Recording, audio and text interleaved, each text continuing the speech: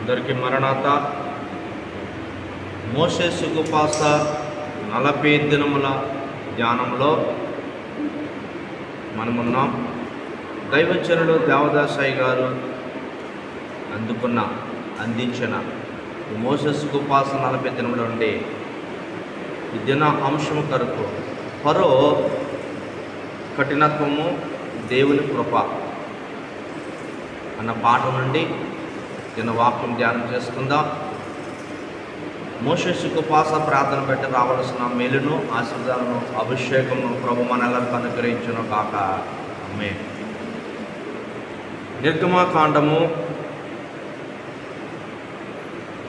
11వ అధ్యాయము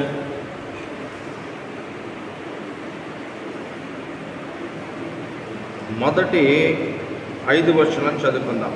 మరియు యెహోవా మోషేతో ఇట్లను, ఫరో మీదకిని ఐగుప్తు మీదకిని ఇంకొక తెగులు రప్పించదు. అటు తర్వాత అతడు ఇక్కడి నుండి మిమ్మను పోనిచ్చును. అతడు మిమ్మను పోనిచ్చినప్పుడు ఇక్కడి నుండి మిమ్మను వ్యక్తిగా వెళ్ళగొట్టును.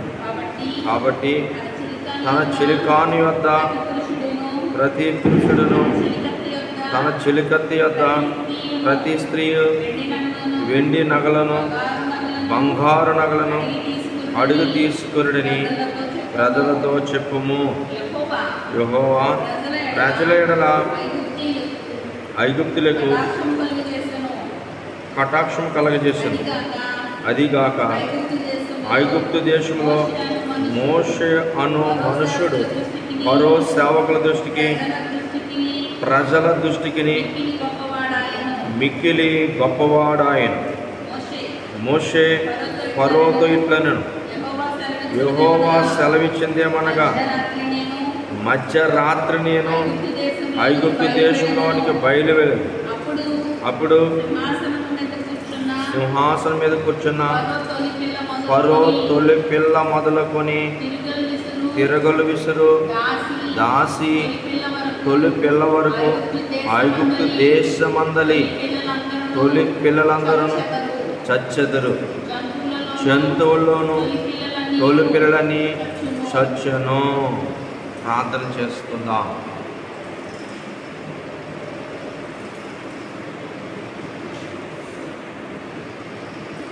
దేవ సంస్తుతి చేయవే మనసా, శ్రీమంతుడగు యెహోవా సంస్తుతి. దేవ సంస్తుతి చేయుమాన్ జీవమాయే యెహోవా దేవుని ఆవనానామమునంతోమా నాయంతరంగము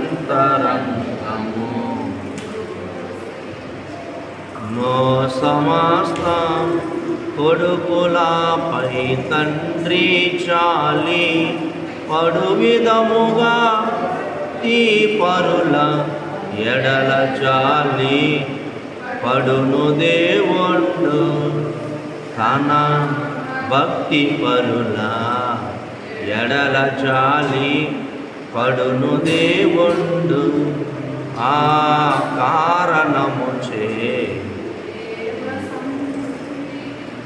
చేయవే మనసా.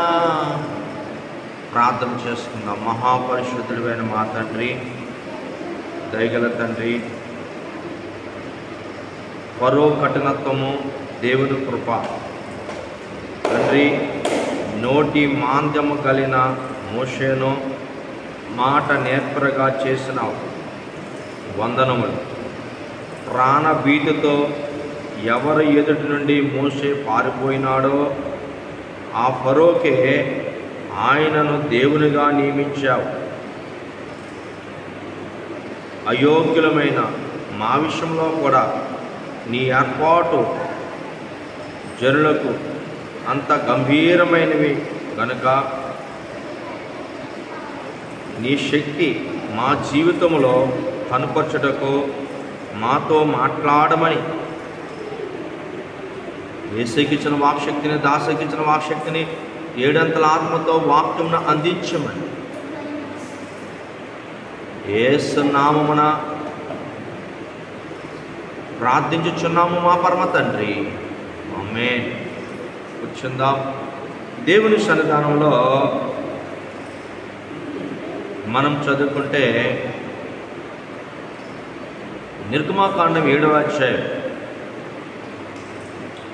మొదటి నుండి 24 వచనాలు చదువుకుంటే అక్కడ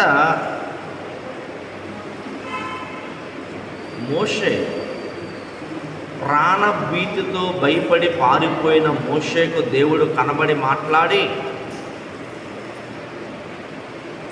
ఏ ఫరో అయితే భయపెడుతున్నాడో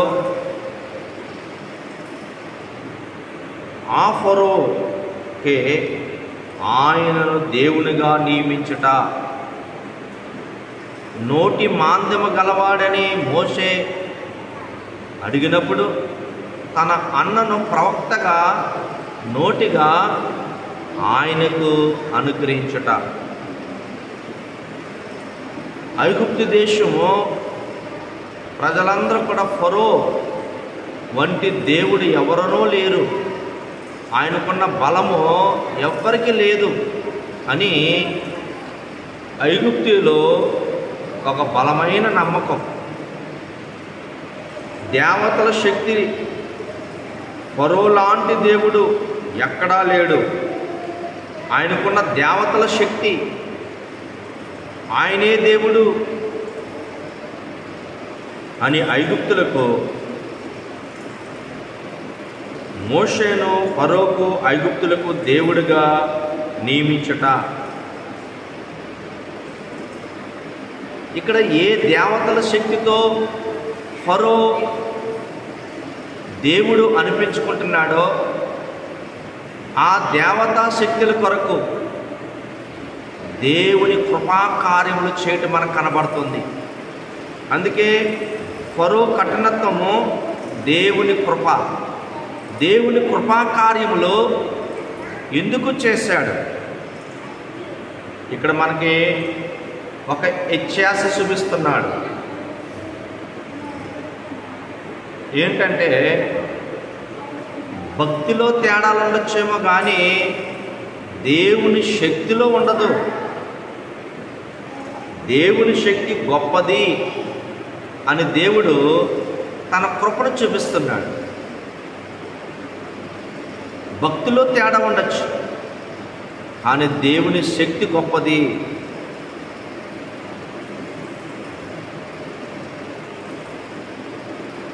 దేవుడు ఈ సృష్టిని కలగచేసి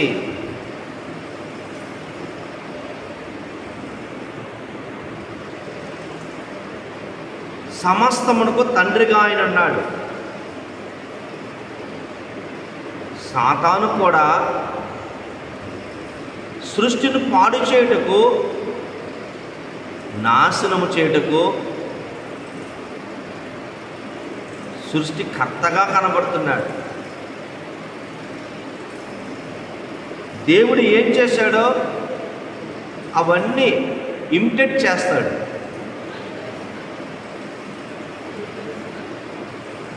అనుసరిస్తాడు. గనుక దేవుని ప్రణాళిక ఏమనగా మనుషులను రక్షించుట, సాతాను ప్రణాళిక ఏమిటనగా మనుషులను నాశనము చేయుట. వాడు సృష్టించింది పాపమును,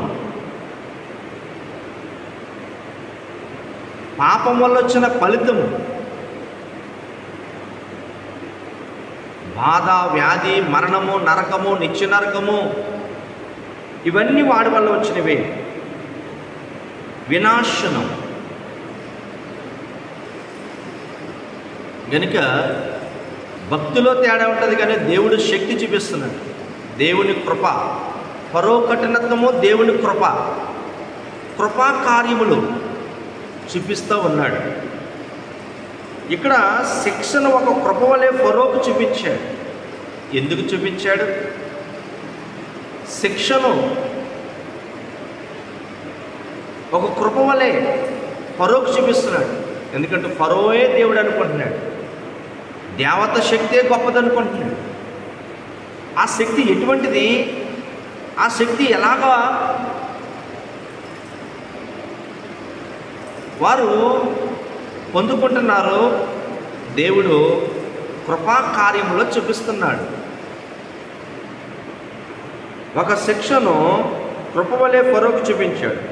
10 అద్భుతాల్లో సంపూర్ణమైన కృప గనుక 11వ అద్భుతము కృపా కార్యం చేయనవసరం లేదు. పాత నిబంధన గ్రంథంలో మధ్యవర్తిగా మోషే ఉన్నాడు. ఆయన ఇశ్రాయేలీయులకు రక్షకుడిగా ఉన్నాడు.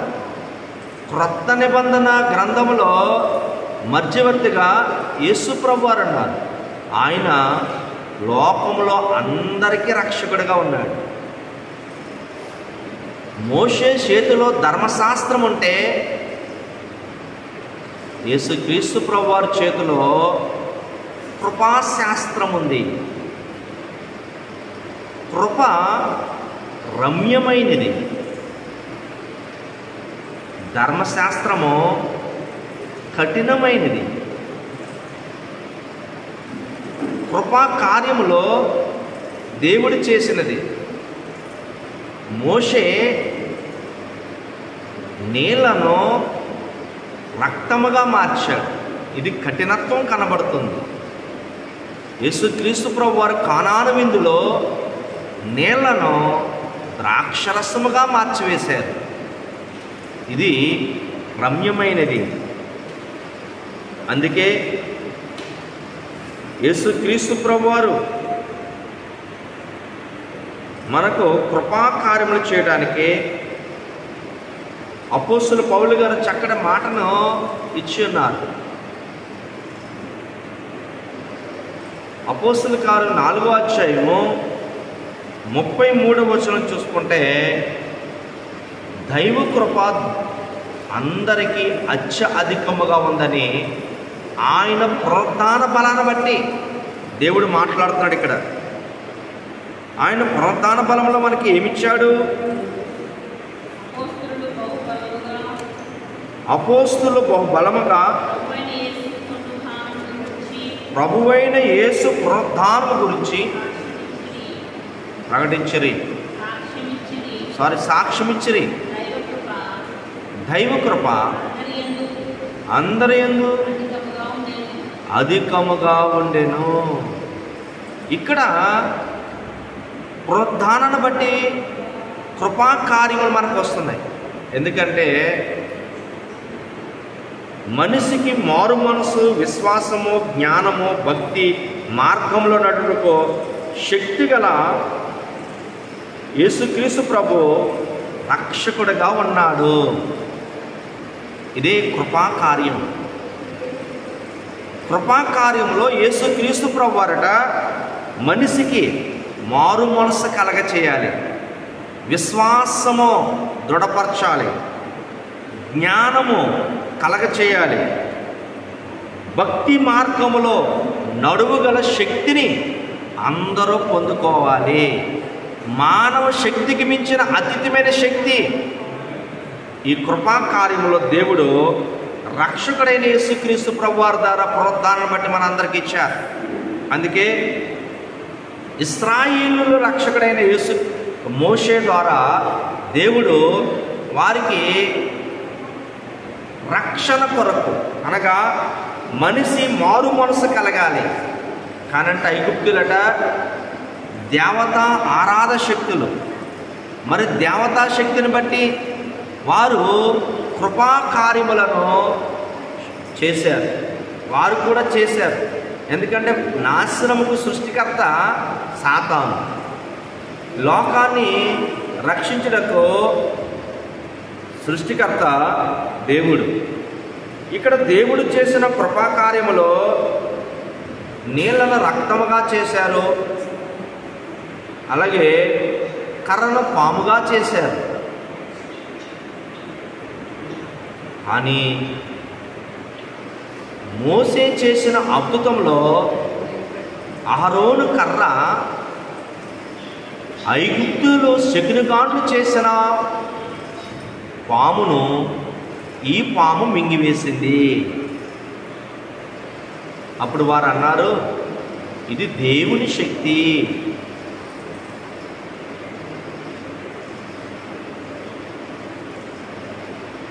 దేవుడు చేదు నీళ్ళను మంచి నీళ్ళుగా మార్చాడు. సాతానికంటే పాడు చేయటమే తెలుసు, కానీ బాగు చేయటం రాదు. 10 అద్భుతములో సంపూర్ణమైన కృప దేవుడు ఇశ్రాయేలుకి చూపించాడు. ఎందుకంటే వీరు దేవతాశక్తులు ఉన్నవారు. వారికి సమస్య వస్తే, వ్యాధి వస్తే, బాధ వస్తే మళ్ళీ ఎవరి దగ్గరికి రావాలి? మోషే దగ్గర రావాలి. మోషే ప్రార్థన చేయాలి, దేవుడు వారికి తీసేయాలి. నీళ్ళను రక్తంగా చేశారు. ఆ రక్తాన్ని నీళ్ళుగా చేసుకునే శక్తి దేవతా శక్తికి లేదు. నీళ్ళనే వారు దేవుడిగా ఆరాధించేవారు. అందుకే కృపాకార్యంలో మానవులకి మారు మనసు చాలా అవసరమని ఆనాడు ఐగుప్తులో మోషేను ఇశ్రాయేలుకు రక్షకుడిగా పెట్టాడు. నేడు లోకమంతటికి యేసుక్రీస్తు ప్రభువారిని రక్షకుడిగా పెట్టారు. మారు మనసు విషయంలో ఐగుప్తులో ఏం జరిగిందో ఇప్పుడు భూలోకంలో కూడా అదే జరుగుతుంది. దేవతా శక్తి మిమ్మలను రక్షించలేదు. వారికట నీళ్లను రక్తముగా మార్చుట, అలాగే దద్దుర్లు, కురుపులు, ఈగలు, మిడతలు, వడగండ్లు వర్షం, ఈ తెగులన్నీ కూడా దేవుడిస్తున్నాడు.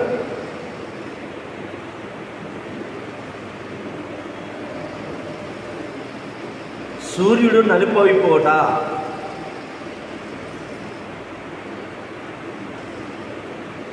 అంతేకాదు పశువుల్లోనూ మనుషుల్లోనూ సింహాసనం కూర్చున్న ఫరో మొదటి సంతానం, తిరగలు విసిరే దాసి యొక్క సంతానం, మనుషుల్లో కానీ పశువుల్లో కానీ అందరూ చనిపోతారు. ఏ సూర్యుడిని అయితే వాళ్ళు దేవుడిగా ఆరాధించారో ఆ సూర్య విగ్రహం దగ్గరికి పెట్టుకెళ్ళి ఆ బిడ్డను పెడతారు. కానీ బతికించడానికి దేవతా శక్తి లేదు. రోగం తీయడానికి శక్తి లేదు. ఈగలను తరమడానికి శక్తి లేదు. మిడతలను తరమడానికి శక్తి లేదు. వర్షాన్ని ఆపడానికి శక్తి లేదు. వడగడ్లు వర్షము కురిపించి పంటలు పాడైపోతే కాపాడడానికి దేవతకు శక్తి లేదు.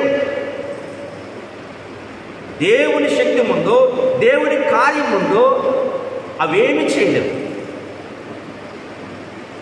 అని ఇశ్రాయేలు ప్రజలకు, ఇదిగో ఈ భూమి ఆకాశంలో కలగజేసిన వాడు కృపాకార్యం చేస్తున్నాడు. ఆ కృపాకార్యంలో మీకు మారు మనసు కలగాలి. ఫరో కఠిన మనసు మార్చుకో, కఠిన మనసు తీసేసుకో. ఇక్కడ ఎంత కృప చూపిస్తున్నా, ఎంత అద్భుతాలు చూపిస్తున్నా నీ మనసు చాలా కఠినంగా ఉంటుంది. ఆ కఠినత్వం వల్ల వ్యాధి, తెగులు, బాధ, బిడ్డల మరణం కళ్ళ ముందే చనిపోవలసిన పరిస్థితి వస్తుంది. మీ బిడ్డలో ప్రాణహాని వస్తుంది అని దేవుడు హెచ్చరించడానికి కృపాకార్యం చేశాడు. మీ దేవతా శక్తి దేవుని శక్తి ముందు ఎందుకును పనికిరాదు. ఇప్పుడు ఐగుప్తు కంటే భూలోకంలో ఉన్న ప్రతి ఒక్కరూ కూడా ఈ శక్తిని ఆధారం చేసుకుని జీవిస్తున్నారు. అందుకే దేవుడు కృపాకార్యములో మనిషికి ఒకటి మారు మనసు కావాలి. మారిన మనసు దేవునికి ఇవ్వాలి. రెండోది విశ్వాసం ఉండాలి.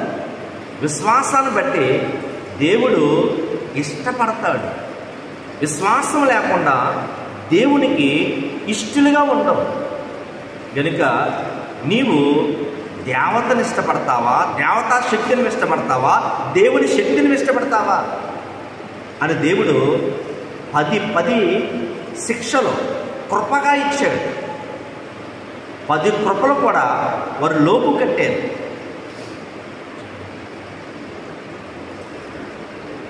దేవుడు లోపు కట్టినప్పటికీ కృపాకాలం, కృపా కార్యాలు చేస్తూనే ఉన్నాడు.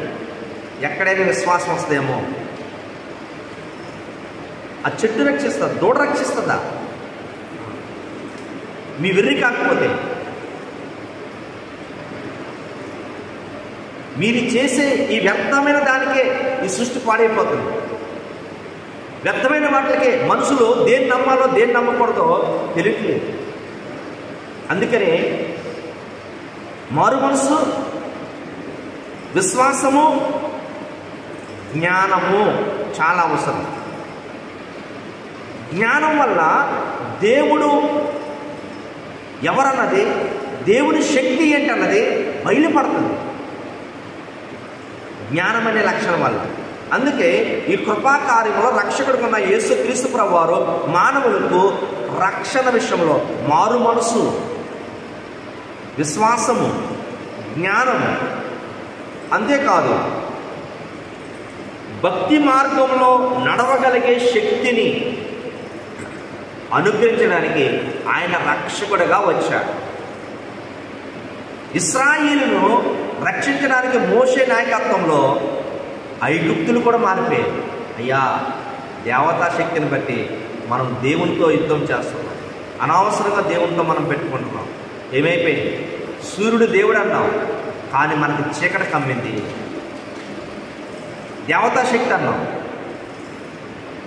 ఈగలు పోలేదు, మిడతలు పోలేదు, రోగాలు పోలేదు, కంతులు పోలేదు, మనకు వచ్చిన వ్యాధులు పోలేదు, మన సంతానం పోగొట్టుకున్నాం, పశువులు పోగొట్టుకున్నాం, ఆస్తులు నష్టపోయాం, పిల్లల ప్రాణాలు పోగొట్టుకున్నాం.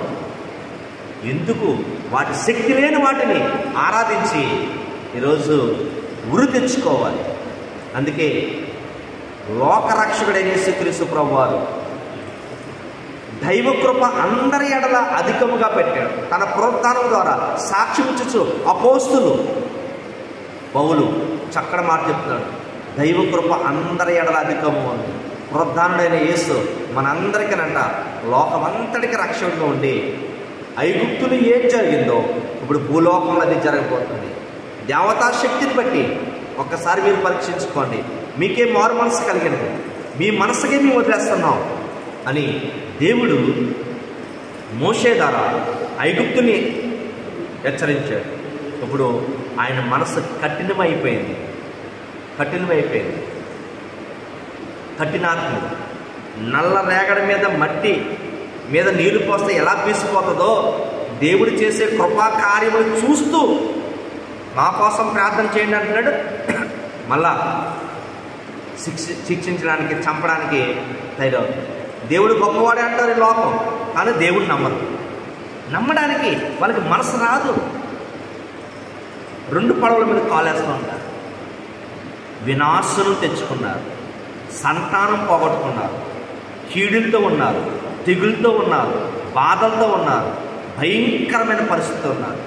అందుకే దేవుడు ఇశ్రాయేలుకి రక్షకుడిగా మోసేనిచ్చి నడిపించి కానాను దేశం పంపించినట్లు ఈరోజు యేసుక్రీస్తు ప్రభువాన్ని బట్టి ఈ కృపా కార్యముల ద్వారా ఈ భూలోకమును విడిచిపెట్టి రేపు పరలోకమునకు ఆరోహణం అవ్వడానికి దేవుడు ఇంత దైవ కృప అధికముగా మనకి ఇచ్చాడు.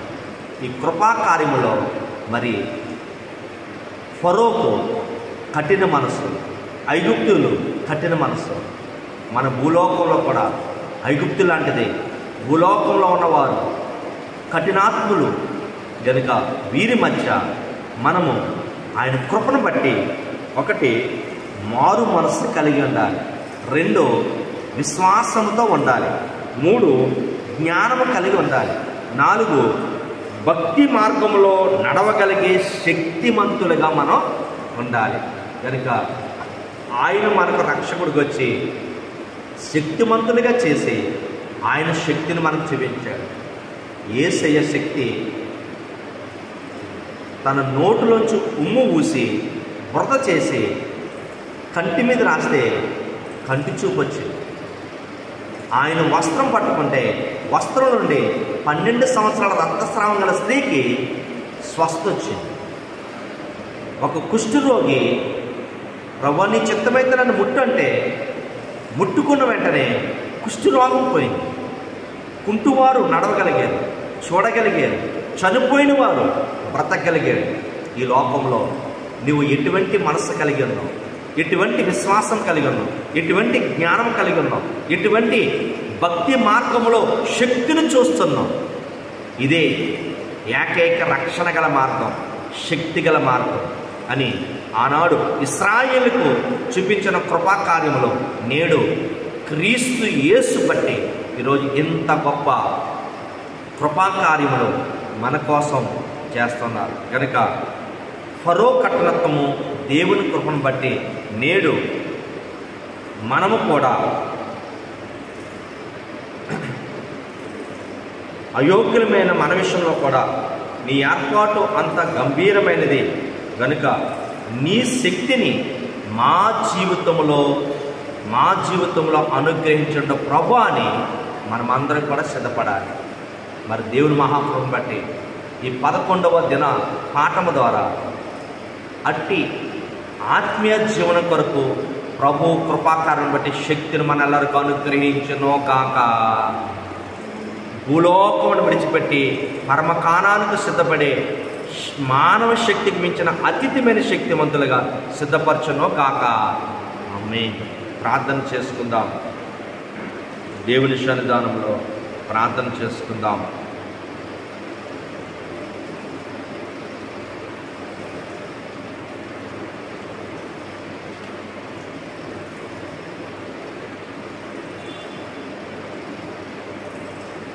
నమ్మిక కొరకు ప్రార్థన చేసిన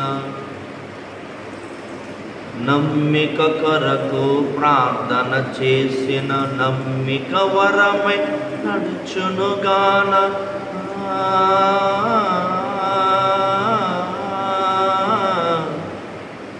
నమ్మిక కొరకు ప్రార్థన చేసిన నమ్మిక వరమై నడుపునుగాన నమ్మి జీవించుడి శ్రీ యేసు క్రీస్తుని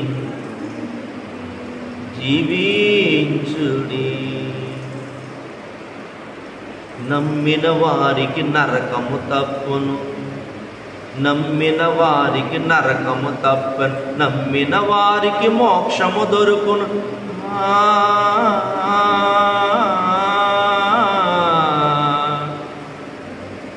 నమ్మిన వారికి నరకము తప్పు, నమ్మిన వారికి మోక్షము దొరుకును. నమ్మి చూడి శ్రీ యేసు క్రీస్తుని జీవించుడి. మహాపరిశుద్ధుడైన మా తండ్రి, ఫరో కఠినత్వము దేవుని కృప అన్న పాఠములో నుండి దేవా నీవు ఐగుప్తు దేశములకు ఇశ్రాయేలు రక్షకుడైన మోషే ద్వారా ఎన్ని కృపా కార్యములు చేయించారో దేవా, ఇదిగో లోకరక్షకుడైన యేసుక్రీస్తు ప్రభువారి ద్వారా మీరిచ్చిన కృపాకార్యమును బట్టి, కృపాకార్యములు అనగా మనిషికి మారు మనసు విషయంలో, విశ్వాసం విషయంలో, జ్ఞానం విషయంలో,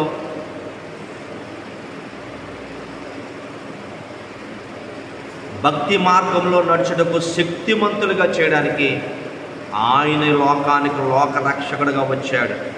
దేవా, నీ శక్తి మా ఆత్మీయ జీవితంలో కనుపరచుటకు మాతో మాట్లాడు. దేవా, మానవ శక్తికి మించిన అతీతమైన శక్తిని వారు ఐగుప్తుని విడిచి సముద్ర మార్గములో 40 సంవత్సరాలు పోషించబడి కానాను దేశం నడిపించాం. దేవా, ఇదిగో వాక్యం బట్టి ఈ భూలోకమును విడిచి నీ పరమ కానానుకు సిద్ధపడు. ఆయన మహారాకడకు నీ ఎదుట మహాశక్తిమంతులుగా ఉంచుటకు ఈ వర్తమానం బట్టి, మమ్మలను, మా కుటుంబాలు బట్టి, మా సంఘాలు బట్టి, ఇదిగో 40 దినములు ఈ ఉపవాస ప్రార్థనలు బట్టి వచ్చిన బిడ్డలను శక్తిమంతులుగా చేసి రేపు తండ్రి ప్రభు నీ మహిమ రాకడ ఎదుట మహాశక్తిమంతులుగా ఉండకు అభిషేకించమని, విన్న వాక్యాన్ని బట్టి వినికిడిలో ఫలింపచేయండి. త్వరగా పెండ్లి కుమారుడిగా రానయ్యున్న యేసుక్రీస్తు ప్రభువుని బట్టి యేసు నామమున ప్రార్థించుచున్నాను నా పరమ తండ్రి. ఆమేన్.